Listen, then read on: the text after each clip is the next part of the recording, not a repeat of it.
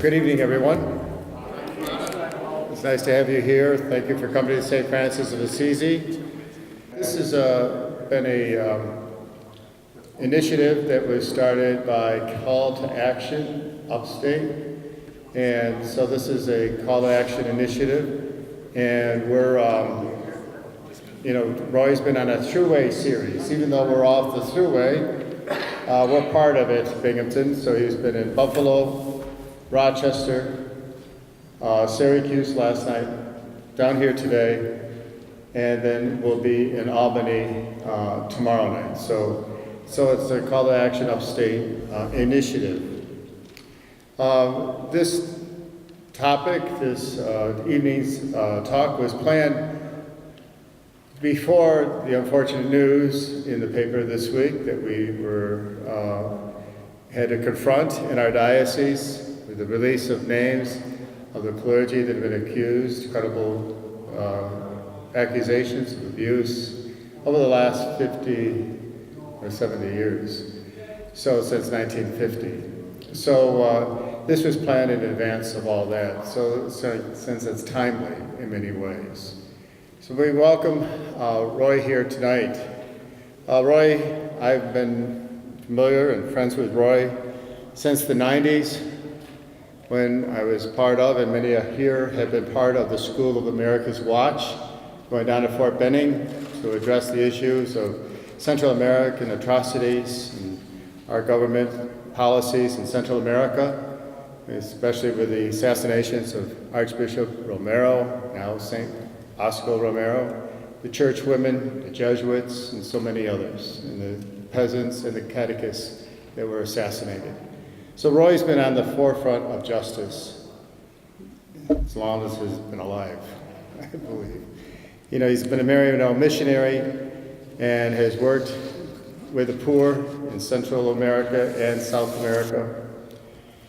He's been on that forefront, speaking about injustice in our world, in our own country, and also in our church over the years. So he's been a voice crying out. I think I was thinking earlier today, as we hear the gospel this weekend, of the voice of John the Baptist, the voice of the prophet crying out in the desert. He's been that voice, a prophetic voice, in the desert of our world, in the desert of our own country, and in the desert of the church, proclaiming the call to justice for the poor and for women and for all people. So it's a great privilege to have him here tonight with us, and an honor it is to have all of you here to share in this evening as well. He's going to give an address, and there will be Q&A after. I'd like to begin with Amy Fleming with an opening prayer, Advent prayer, by Dan Berrigan. It is not true that creation and the human family are doomed to destruction and loss. This is true. For God so loved the world that he gave his only begotten Son, that whoever believes in him shall not perish but have everlasting life.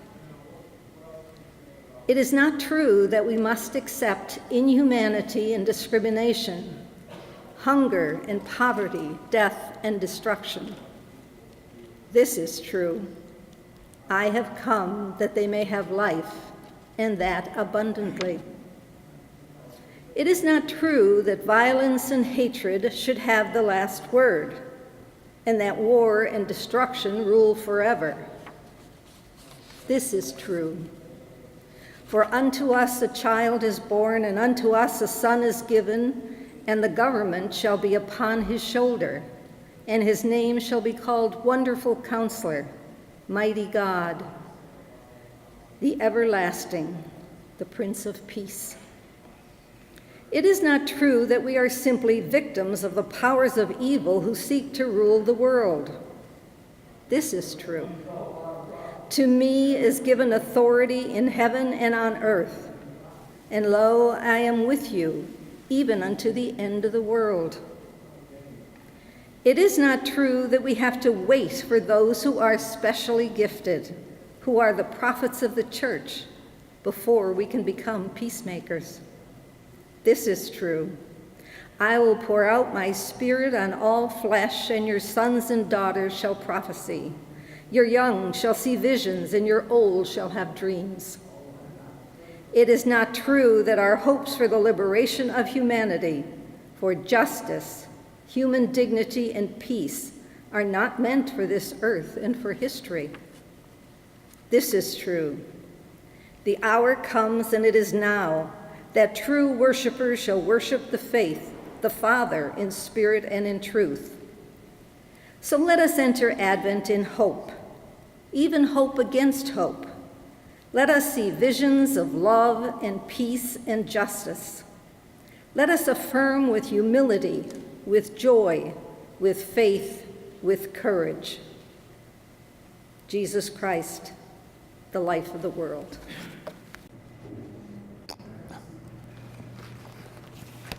Amy. Roy Bourgeois.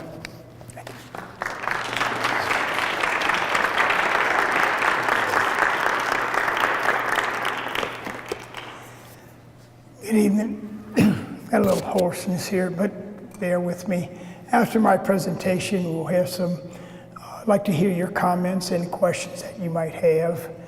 But I just want to say it's a joy to be with you, and I do want to thank all of those in call to action, Tim and all the others who have made this possible, this speaking tour. I must say that where I live in Georgia, it's a little warmer. But let me just begin by saying that after serving as a Catholic priest for 40 years, I did the unspeakable in my sermons, in my many talks around the country. I started calling for the ordination of women. This kind of poke that beehive of patriarchy. It didn't take long for the letter to arrive from the Vatican. The letter stated that I had 30 days to recant my public support for the ordination of women, or I would be expelled from the priesthood. They stressed that I was causing grave scandal in the church. I went on retreat, wrote my response, and simply said that to recant would be against my conscience. It would be a lie. I, like many people, believe that we worship an all-loving God, a creator who created men and women of equal worth and dignity. And I just simply ask the basic question, who are we as men to say that our call from God is authentic, but your call as women is not? I felt it was important to also conclude my letter to the Vatican by saying that when Catholics hear the word scandal, they do not think about the ordination of women. On the contrary, most Catholics, the majority of Catholics, support the ordination of women. What they think about is the thousands of Catholic priests, 5,000 in the United States alone, who have raped and sexually abused over 12,000 children.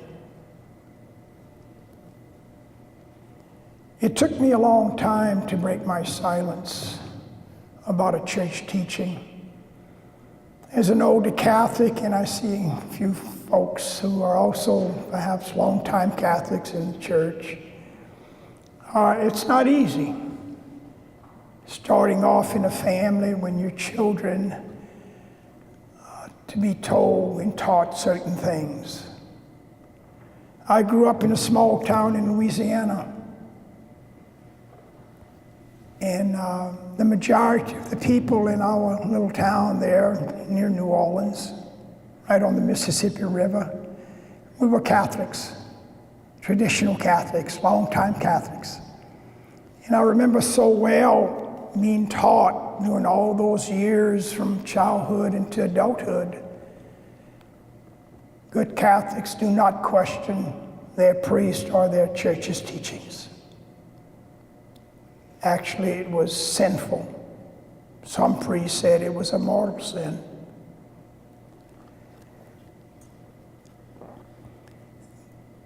This, growing up as a Catholic, was during the days of segregation for 12 years. We in that little town and throughout the South and other states throughout the country, I attended segregated schools. Black students could not come to our white public schools. Where we worshiped in our little Catholic church there, our black sisters and brothers had to sit in the last 5 pews. And as I look back on those years, I cannot recall one person ever daring to speak out and said, we've got a problem here, it's called racism. There was not a parent who spoke out, nor a Catholic priest, nor a teacher in our high school, nor a student, myself included. What I do remember are the mantras.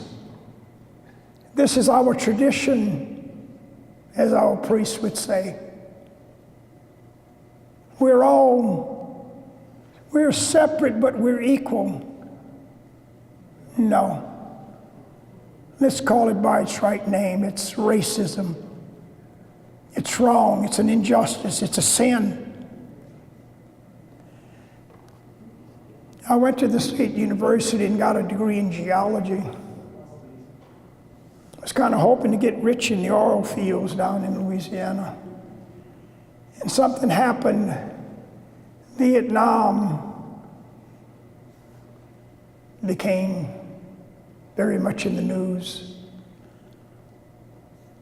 Our government leaders and church leaders in the Catholic Church, I remember so well, encouraged us young men to go off to Vietnam to stop the spread of the godless communists. They said our cause was noble, that we would be doing the will of God by going off to war. And I, like so many, did not question them. I joined the military in my 4th year in the military. I volunteered for shore duty in Vietnam. Again, believing my cause was noble. I was doing God's will. Vietnam became that turning point for me and for many I know. I had never seen or experienced such violence, such suffering and death, such madness, such sin. There's always perhaps grace at work in our lives. Near our military base was an orphanage run by this Canadian priest, Father Olivier, who had come to Vietnam years ago as a young missionary. He was caring for about 300 children at this orphanage, he and a small staff. These Vietnamese children had all lost their parents. Their parents were killed in the war by our bombs. Many of the kids burned by our napalm and bullets.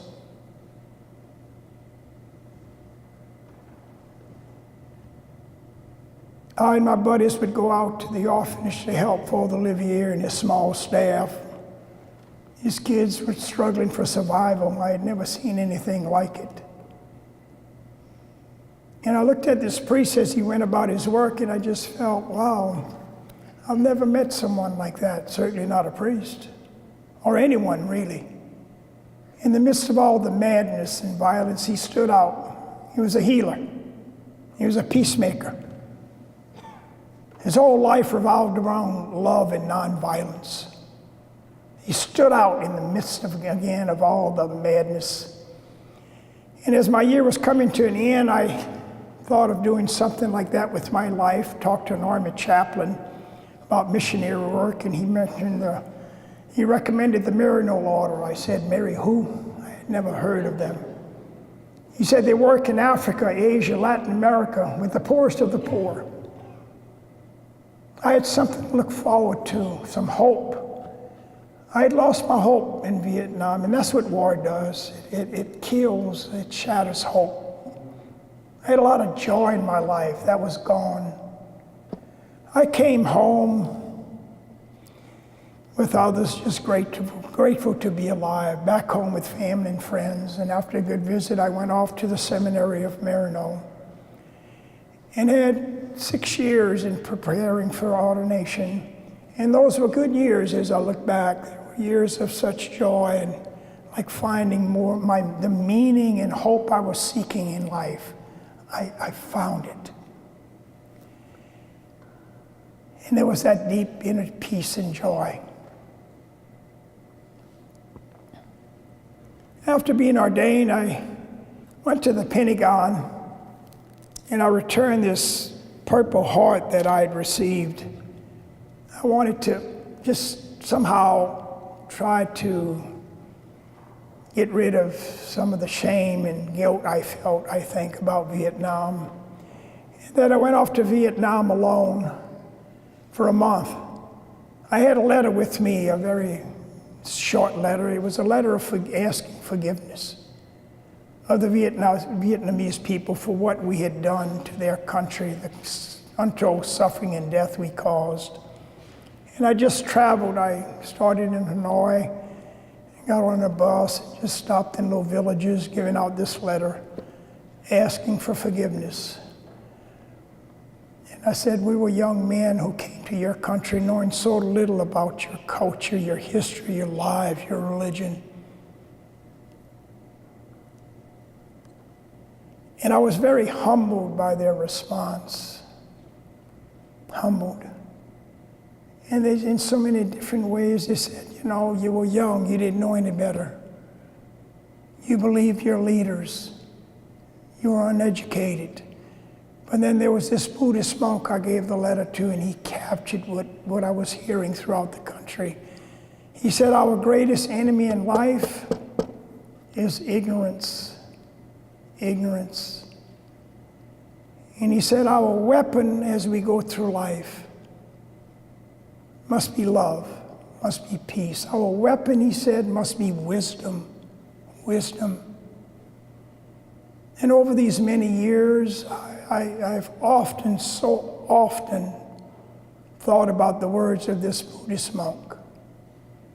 Our greatest enemy in life is ignorance, and how true it is. Our ignorance of our country's foreign policy, our ignorance toward other people we do not know, our ignorance of our God that we worship. In a way, we're like children. But through life, we meet people who help give us that wisdom. And that came when I was assigned to Bolivia as a missionary. And this became my home for the next 5 years, living in a slum on the outskirts of La Paz. Bolivia was living under a very brutal dictatorship, General Hugo Banzer, who had come into power through a violent coup. It angered me, saddened me to see my country supporting this dictatorship and the men with the guns. We were like the new conquistadors. We were exploiting the people's natural resources and their cheap labor. It was in Bolivia, in the barrio, the slum there, that the poor I lived and worked with and tried to serve became my teachers. They became my teachers. They taught me so much. Very important was that all-important word that they taught me, solidaridad, solidarity, which simply means to make the struggle of other people our struggle, to walk with others in their struggle for peace, justice, equality. And I realized that as a priest, I had to do more than say Mass, baptize their little children, and marry them. I had to join my voice with theirs. I had to walk with them. And as a result, I was arrested among the many. I was lucky, actually, because I was a U.S. citizen. I had a U.S. passport. So many friends were imprisoned, tortured, some killed. When I came home, I became very, very involved in El Salvador. Not long after arriving, Archbishop Romero had been assassinated in the cathedral in his country, San Salvador, where he was saying Mass. Actually, the day before he was assassinated, he was in the cathedral, and he made a special plea during the Mass, during his sermon to the military. He said to those in the military, "Stop the killing. Lay down your weapons. Disobey your superior officers telling you to kill your fellow campesinos, and obey that higher law, that law of God that says, 'Thou shalt not kill.'" Bishop Romero, of course, was a prophet, getting so many threats like other prophets, but he could not be silenced. He knew the outcome and was willing to give his life for the poor. He said, "I am a bishop, I have a voice, I have power. My people do not have a voice. They're going to bed hungry at night. They're being exploited, being paid $1 a day." And here was our country, our leaders giving millions of dollars every day to the military of that country and to their government. We were complicit in that suffering. And it was the next day, while saying Mass, he was assassinated. And I'm so happy to say that just recently he was canonized.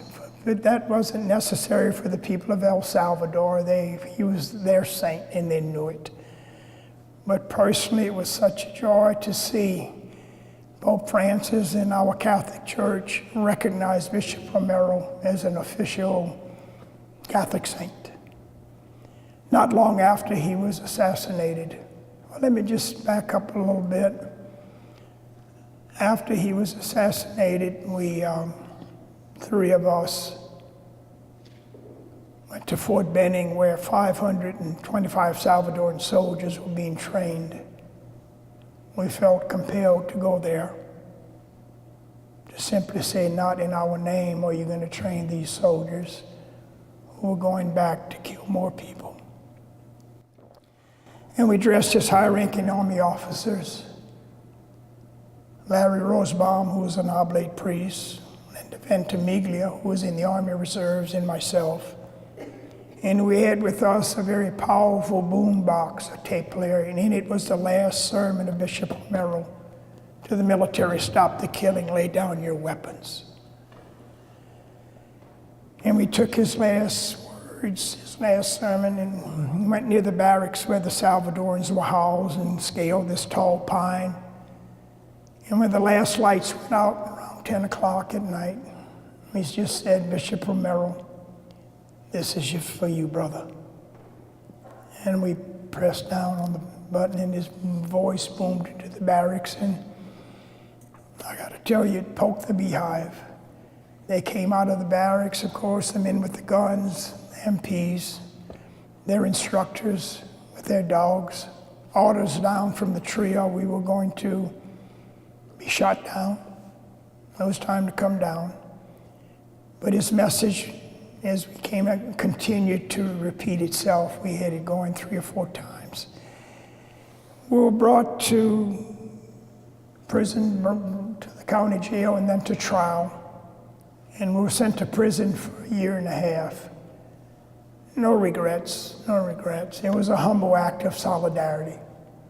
And I must say, in prison, we learned something very important. The truth cannot be silenced, as Bishop Romero reminded us.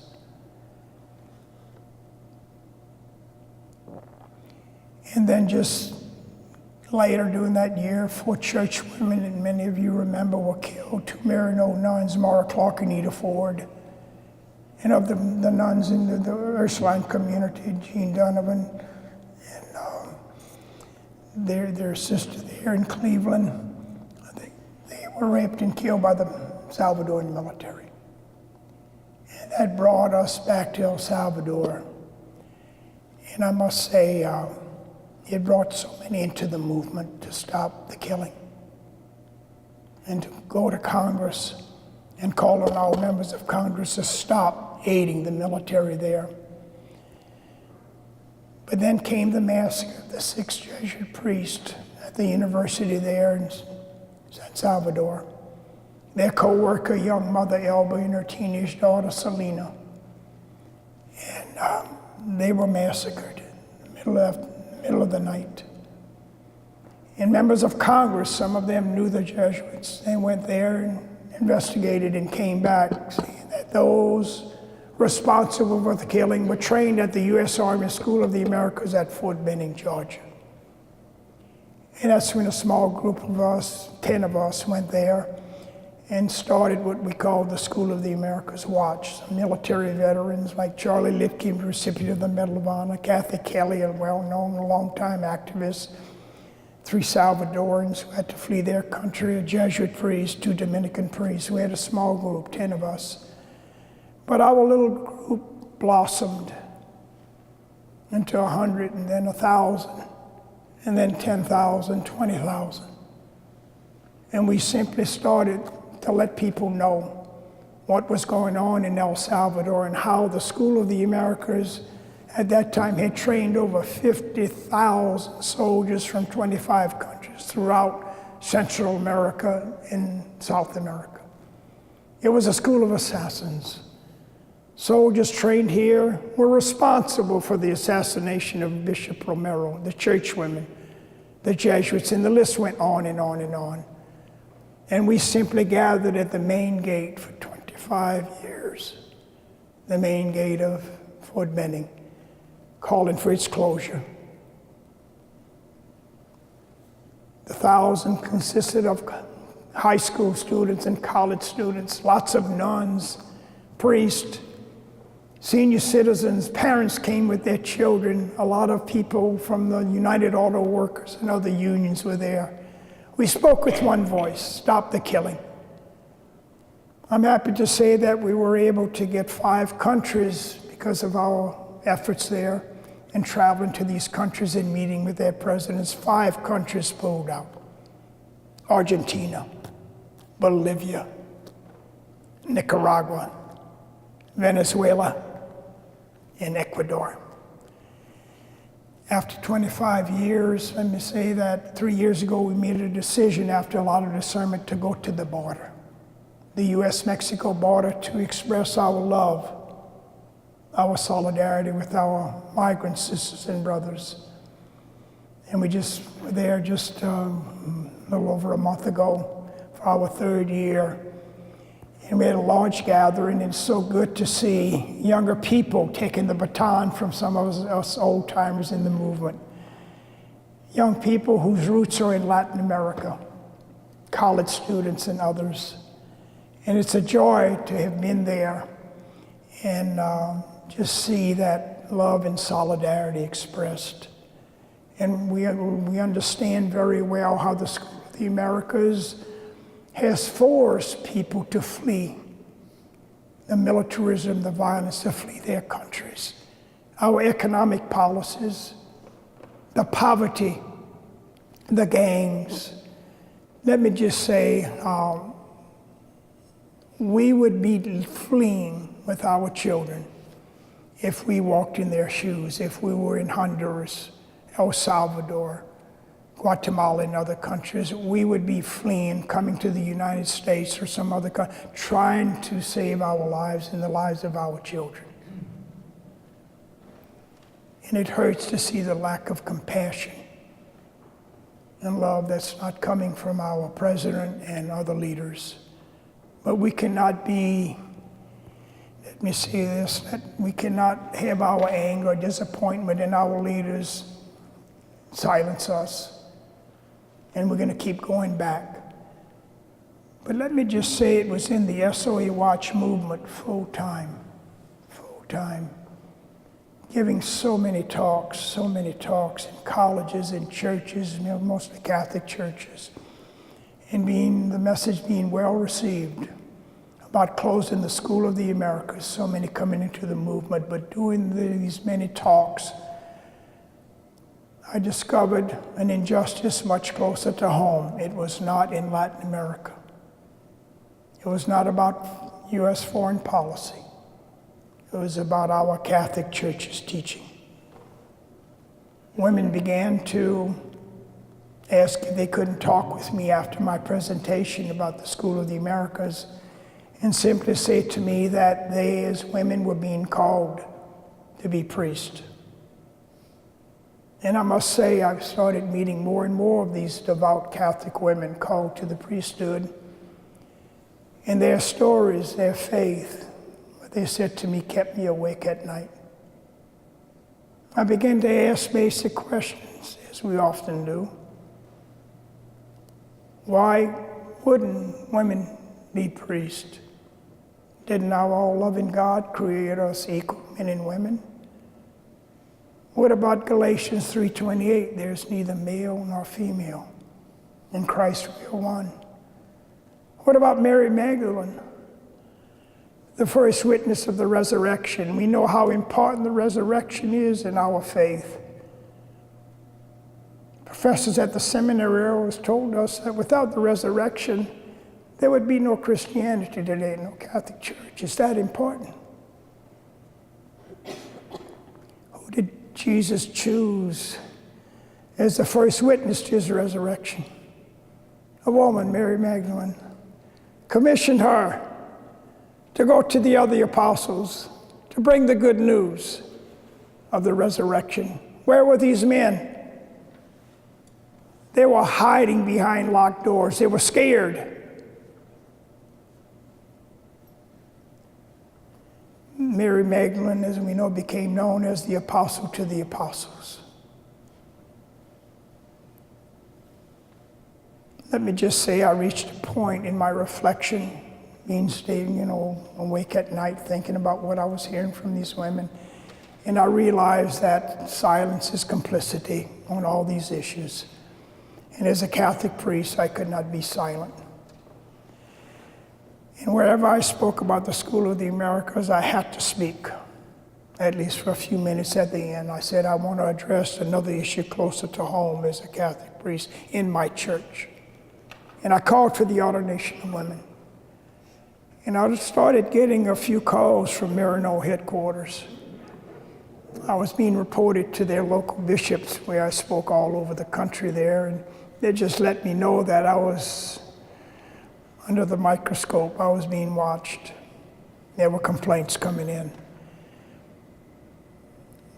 But what happened was kind of a little more than a little baby step, but I got an invitation to go to Rome to speak about the School of the Americas in Rome, to a big religious conference of about 400 nuns and priests about the School of the Americas. And I must say it was well received, the message, and I regret to say, though, that I did not mention this issue of women's ordination. And I've always regretted that. I was disappointed in myself. I think I let perhaps this issue of fear kind of dominate me. I knew I would get in big trouble. But then something happened just before I left Rome. I got an invitation to Vatican Radio for a 15-minute live interview to speak about the School of the Americas and U.S. foreign policy. And I woke up early and went to St. Peter's Basilica, and I knew what I had to do during that interview. And the interview went very well for 13 minutes. And I was going out throughout Europe. Italy is right across from the Pope's residence there. And I simply said, there's something else I have to talk about now. It's an injustice closer to home in the Catholic Church, and simply put it out there. There will never be justice in the Catholic Church until women can be ordained. And then I went on to say that we, as men, to dare say that our call is authentic and the call of women is not. And I brought in a little scripture. And I said, we have a problem in the church, and it's called sexism. And I had another minute to go, but it was not to be. The manager came in and cut me off the air, and the Gregorian music started to come in and play.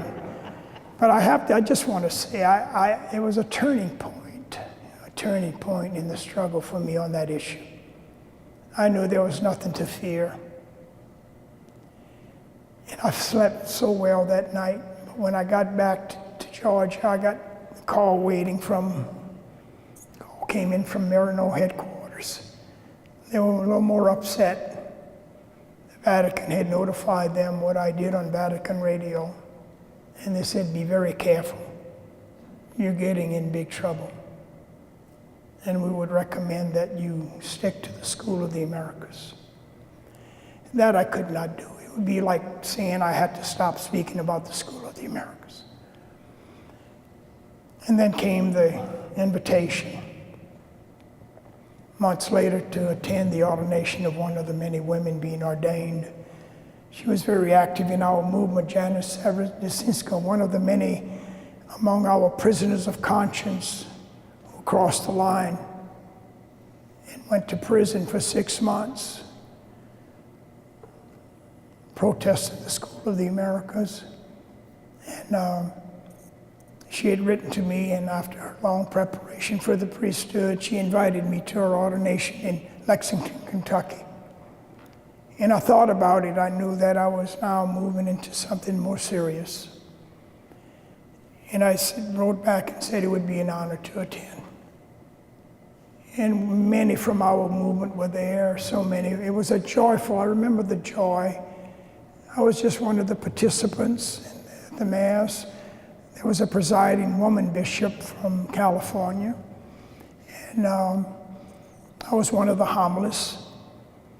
It was a joyful event, thanking God for Janice saying yes to that call to serve our church where there is such a shortage of priests. Churches are closing, as we know.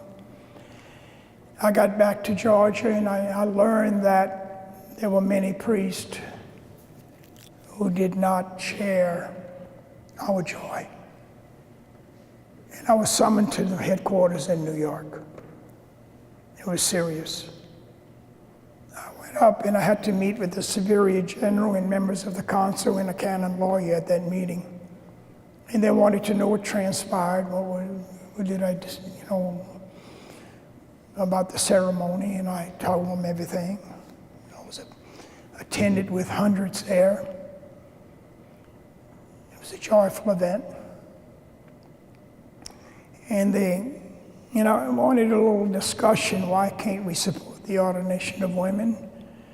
We need such, we need them to help us in our missionary work. But they said there would be no discussion. That Pope John Paul II had declared years ago, that the issue was closed, that we can no longer talk about this. And I must say, I simply said that I find that very offensive as an adult, that we cannot discuss the church teaching. And I just simply said, too, that you might not realize it, but this discussion is going on throughout the church, with you or without you. But I left that meeting feeling very alone. I returned to Georgia realizing that this was going to be a challenge that I've never had before. I was quite shocked over the next few months at the anger of fellow priests. Really. Longtime friends. What shocked me most of all was the just unconditional support, the support over all those 25 years that I got from my community, who came to the vigils, many of our priests and nuns, who put out $75,000 for a documentary about the school called School of Assassins that got us an Oscar nomination, that really helped build the movement, who visited me and others in prison.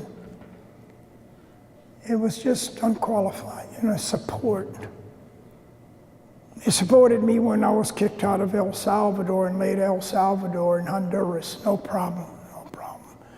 But when I called for the ordination of women, I had never seen such anger and a lack of support. It was like I was joining the enemy. I was doing the unspeakable. And it forced me to reflect, where is this coming from, this anger? And I have to tell you, the words of these women came to mind early on when they told me, if I address this issue, I have to talk about power. Power. That we men, they told me early on, if you're going to talk about this issue, why women can't be ordained, they said, you must address the issue of power. You men, they said, have become addicted to power, and you see us as a threat to your power. And I want to tell you what they are saying, what they've said, is the truth. They captured it very well, and that is really at the very core of this crisis we're going through too. And I reflected on where does that begin? Because when we went to the seminary, we were young, so looking forward to serving the poorest of the poor, living simple lives. And I remember, though, it started in the seminary in our training. We started to get a little taste of that power. We started to really feel how good it felt when we were put on that pedestal. And I remember how they taught us the word, how we were the consecrated ones, our professors, other priests. We were the consecrated ones. We were chosen. And what we are called to do, that we as men could only do it. Women need not apply. Incredible. And I do not remember us ever questioning why women could not be with us. We had a couple women professors. They were teaching us, but yet they could not, if they had that call, be with us through ordination. They were not qualified because of their gender. But the real addiction begins when we are ordained. That's when it's happened. I mean, without even knowing it, in subtle ways, we become addicted over the years. And before long, we don't even know we are addicted to power. And I remember, though, men, longtime friends, who were so angry with me, I just said, they said if women ever become ordained, that's when they leave the priesthood.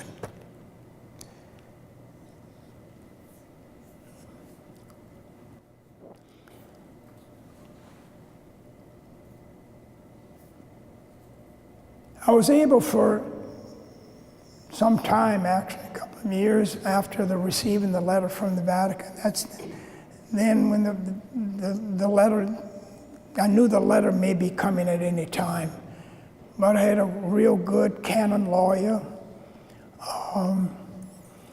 and to help the process, due process along. But then I was feeling hope. But then something happened. As I went about my ministry, it was just the day after our annual vigil at Fort Benning. The news came from Marino that they had received a letter from Pope Benedict just 4 months before Pope Francis was made Pope, that I was expelled from the priesthood. That because of my refusal to recant my support for the ordination of women and continuing to cause grave scandal in the church, I was laicized. I was no longer a priest. I was expelled from the community and the priesthood. And I thought I was prepared, I must say, for this, but I wasn't.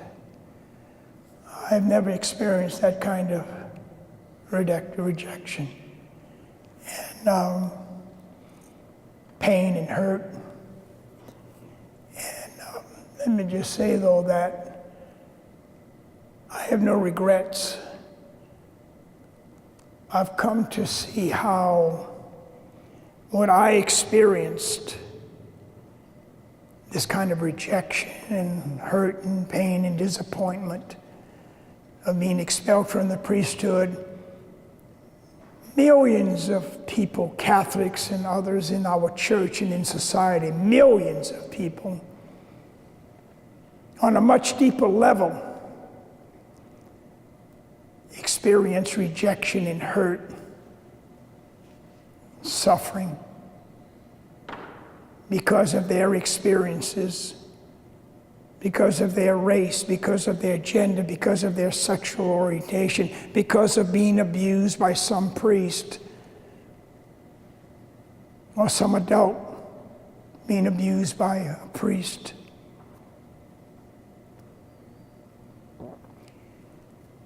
And now we're faced with this crisis. I'm not surprised as I look back. I mean, it was a matter of time.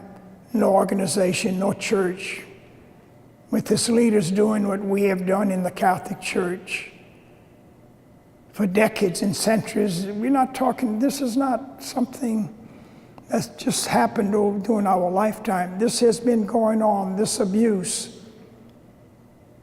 These horrific crimes against children and adults have been going on for centuries.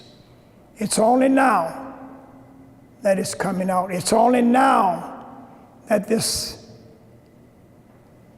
trust that we had in the priesthood and the way we presented ourselves, finally that ignorance is crumbled. And it hurts, but it was inevitable. We have been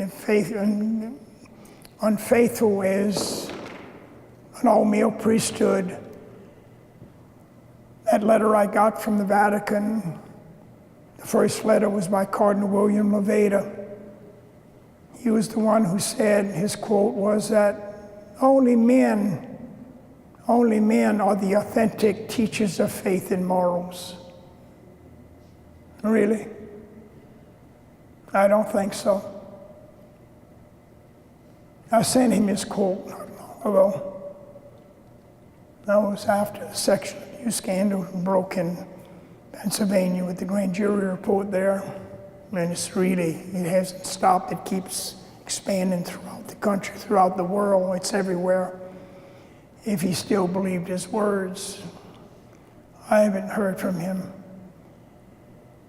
We're in quite a serious situation here, as we know.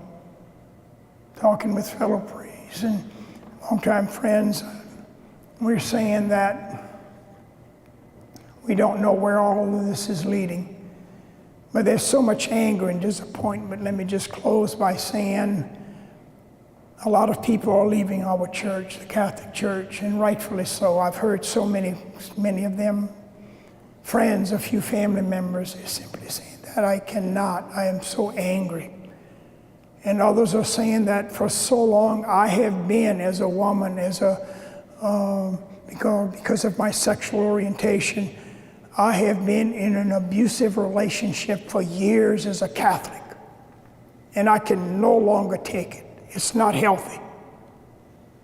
And are leaving because of being in what they refer to as an abusive relationship, and we must listen to them. Others are deciding with their anger to stay in. And I'm trying to hold on, of course, remain faithful to my faith. I feel like Catholicism is sort of in my DNA, like many of us. Where are we to go? And all I feel is that I'm not leaving. I want to stay in, and I want to work with others. And I'm so encouraged in the midst of my sometimes lack of hope, but I feel a lot of hope though, because people for the first time, so many older Catholics, including in my own family in Louisiana, for the very first time are breaking their silence, or speaking out, who have come to the realization, the knowledge that my silence is consent. My silence about this grave injustice and this crisis in the church and all of what it's about, that somehow is complicity. And so many people are speaking out, and I find great hope in that. And if our bishops, our leaders, our priests, the all-male priesthood who dominate the church, do not listen to what is happening now, do not pay attention to this, our church will drift off into irrelevance and go the way of the dinosaurs, really. Another group that I find great hope in would be from our young people. They are not leaving the church. They've never been a part of it. It's not hard for them to leave as it is for us who have been so indoctrinated as children growing up about never questioning the priest. And what I'm hearing from young people, including many of my nieces and nephews, is very important that we must listen to. That they say, I will never belong to this church, the Catholic Church, or any organization that does not treat women and LGBT people and people of color as equals. And I'm just hoping that this meeting in Rome in February, with leaders from around the world coming in to meet with Pope Francis, I hope they realize what young people are saying, and many longtime Catholics and others in the church.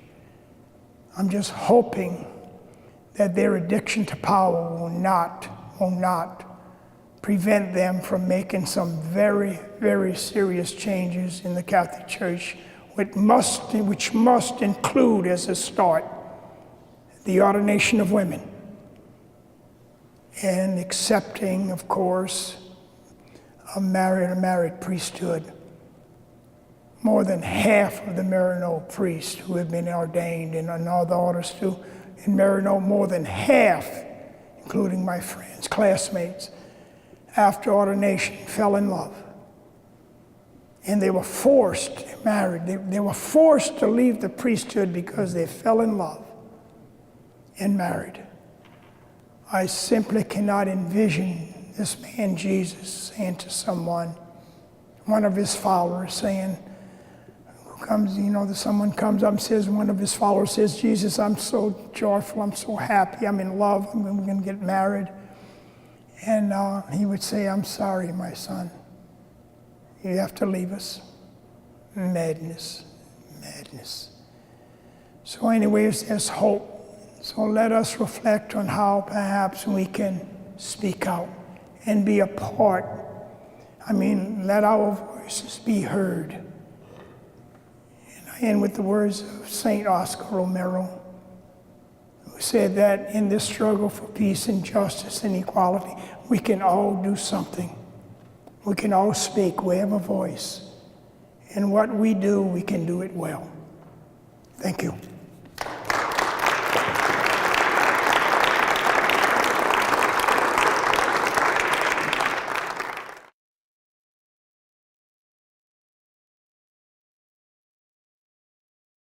Yeah, it's hard. I was in my travels. I was at just Rochester a couple of days ago. I heard that that they wanted a meeting with the bishop and about this issue of the role of women in the church, and the response was, I don't meet with people who disagree with me.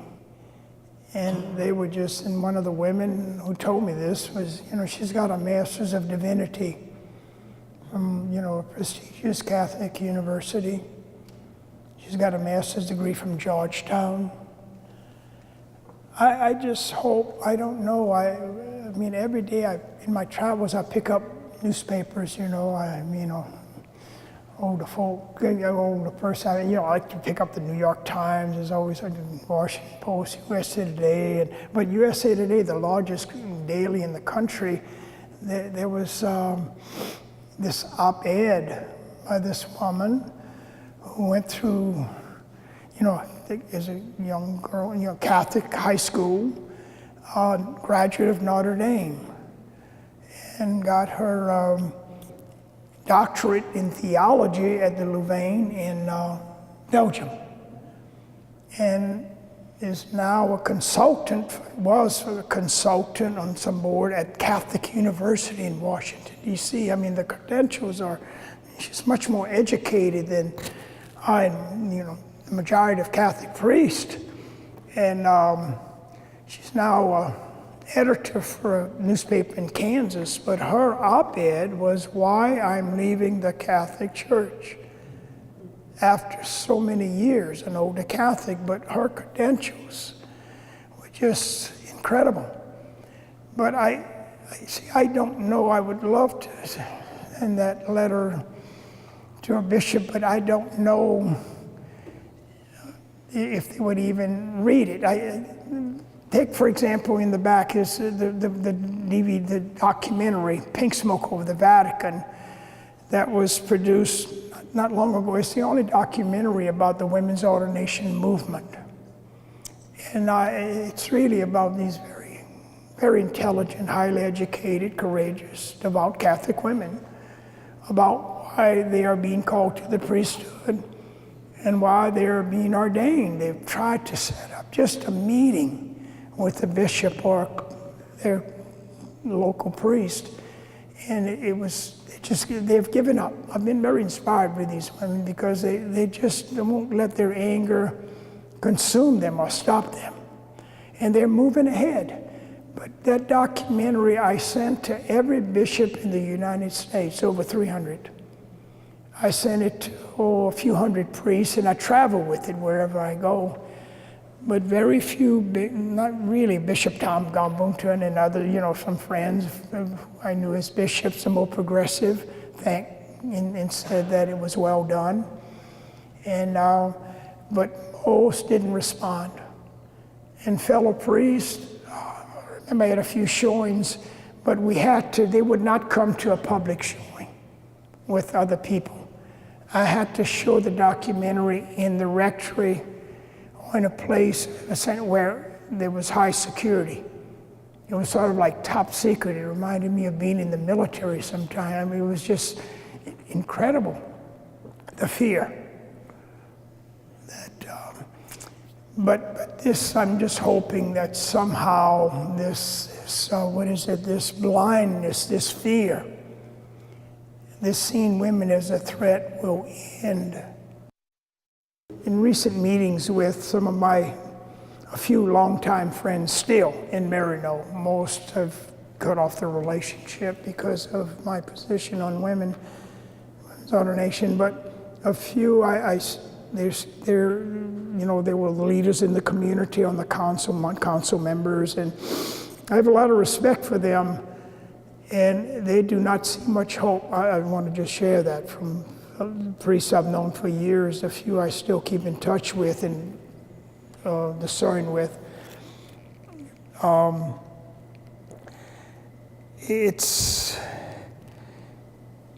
They don't see change happening with this meeting coming up. Then to that meeting in Baltimore of the U.S. Catholic Bishops' Conference, they were instructed not to have.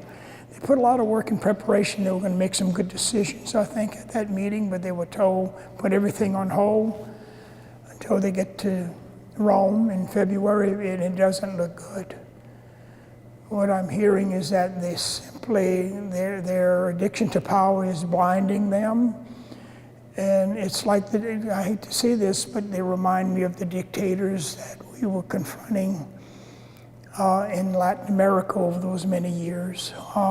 They all said this. The poor said to me, and others, that their these dictators will not, out of the goodness of their heart, change and give power, share their power with, a better life for the poor. There was just such an addiction to their privileges and entitlements. It was an addiction, and they just didn't have what it took to step down and to make life better for the poor and the oppressed. And I must say, I've been reflecting on this.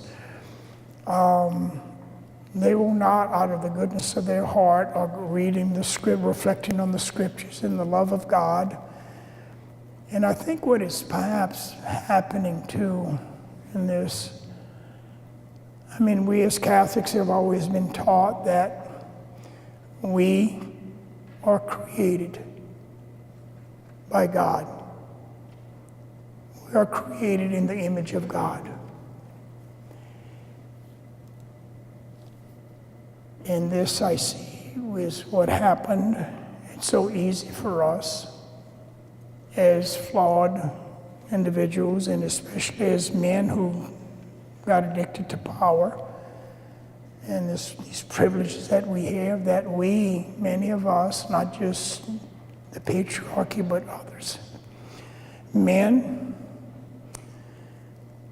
with little minds and little faith, little minds, including priests, bishops, and popes, very easily create God in their image, and we create God in our image.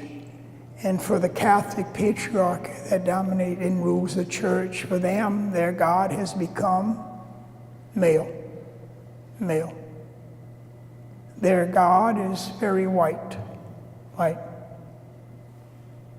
Their God is also heterosexual, straight. And there's a problem. In our ignorance, as the Buddhist monk said, in our little flawed human beings that we are, we haven't even begun to see God, the real God of love. Our church is I grew up on the Baltimore Catechism. I mean, there was an answer for everything, as there is now for many in the clergy. But it's this little God that we box, that we define, the